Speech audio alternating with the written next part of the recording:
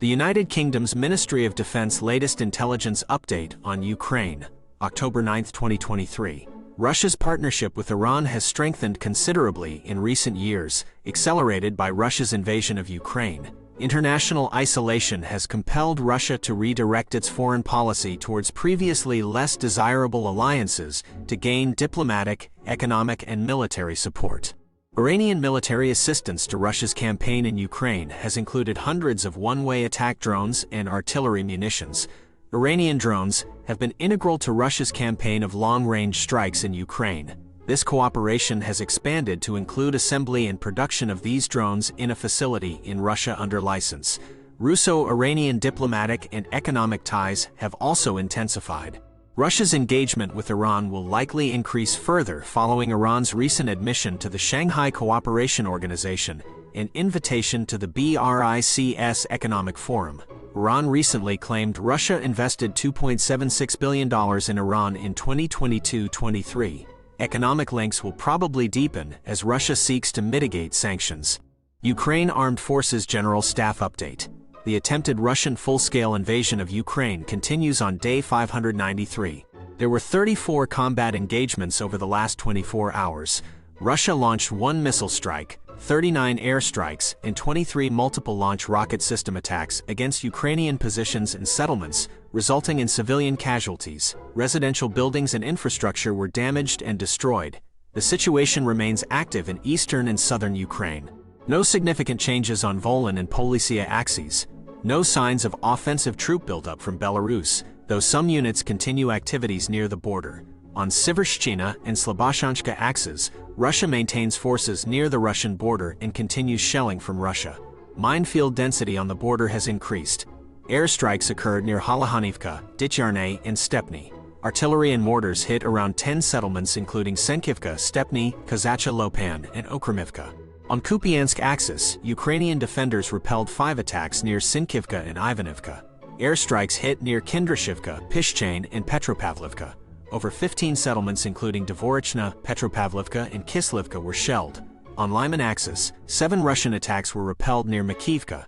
Airstrikes occurred near Bilohorivka and Spern. More than 10 settlements including Nevsky and Bilohorivka were shelled. On Bakhmut axis, 4 attacks were repelled near Klishchivka.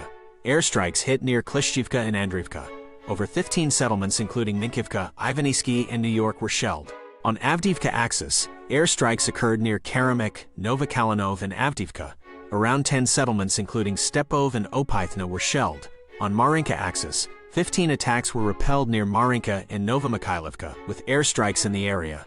Around 15 settlements including Krasnohorivka, Marinka, and Novomikhailivka were shelled. On Shakhtarzyky axis, an attack was repelled near Staromayorsky. Around 10 settlements including Vuhledar and Urozhainy were shelled. On Zaporizhia axis, an attack was repelled near Levadny. Airstrikes hit near Mala Tokmachka and Robotyne. Over 30 settlements including Orikhiv and Mali Sherbeki were shelled. On Kherson axis, airstrikes occurred near Zamivka and Berislav. Artillery and mortars hit Pridneprovsky, Kherson, and Dmitrivka. Ukrainian forces continue counteroffensives on Melitopol and Bakhmut axes, inflicting losses on Russian occupiers. 10 Ukrainian airstrikes struck Russian troop, weapon and equipment concentrations. Missile forces hit 1 command post, 1 ammo depot, 2 troop equipment concentrations, and 1 electronic warfare station. The Institute for the Study of War Russian Offensive Campaign Assessment. Despite admissions to the contrary, the Kremlin remains intent on promoting the purported legality and legitimacy of Russian internal politics. Kremlin spokesperson Dmitry Peskov responded on October 9 to Chechen leader Ramzan Kadyrov's proposal to cancel the 2024 presidential election and unanimously re-elect Vladimir Putin.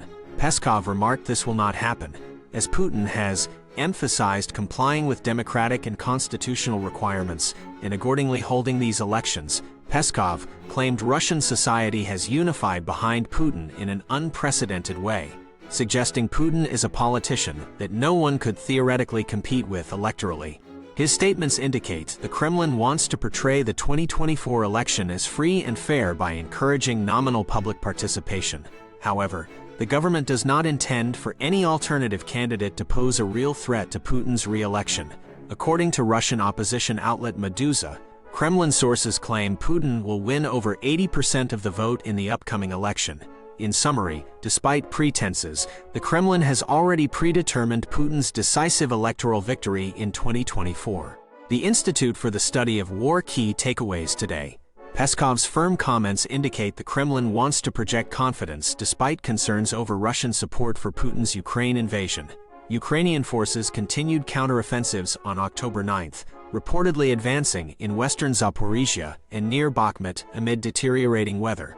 Russia may have reorganized its southern forces and launched localized offensives near Huliaipol to defend against Ukrainian counterattacks.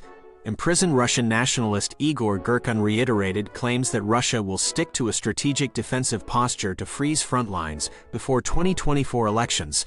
Russia is moving to revoke its ratification of the nuclear test ban treaty. Russian forces conducted offensive operations along several axes on October 9th, advancing in some areas. Ukrainian forces proceeded with counteroffensives near Bakhmut, in western Donetsk and Zaporizhia, reportedly gaining ground. In summary, Russia continues localized offensives but remains largely on the defensive, while Ukraine sustains counteroffensive pressure amid worsening conditions. The Kremlin wants to appear confident despite growing concerns over the war's support. Reporting from Ukraine Update. Ukraine made important advances in the Tokmak direction against Russia today. Intense fighting took place around Kapani, Robotyne, and Novoprokopivka. Russia admitted to losing territory in this area for the third straight day. Ukraine repelled a Russian flank attack along tree lines leading to trenches between Robotyne and Novoprokopivka. Russian tanks were destroyed by Ukrainian drones as they tried to attack. Clearing fields west of Robotyne is strategic to prevent future Russian attacks. Ukraine anticipated Russian movements and tactics, helping avoid losses.